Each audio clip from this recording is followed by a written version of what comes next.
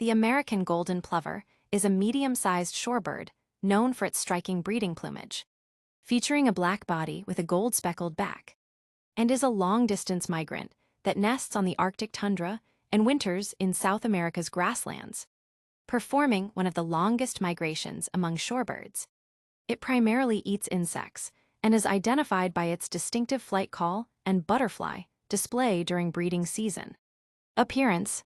In breeding plumage, the bird has a black face, neck, breast, and belly, with a white stripe separating it from the golden speckled back and wings. In non-breeding plumage, it appears more subdued with brown speckled feathers and a pale eyebrow.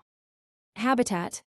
Breeds on Arctic tundra, often in drier areas with rocky terrain, and winters in the grasslands of Central and Southern South America. Diet. Primarily eats insects, including beetles, flies, grasshoppers, and other invertebrates, along with some berries and seeds, depending on the season. Behavior. Forages by running short distances and then stopping to scan for prey.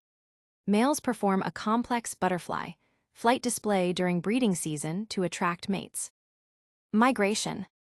Considered a long-distance migrant, flying between its Arctic breeding grounds and South American wintering areas.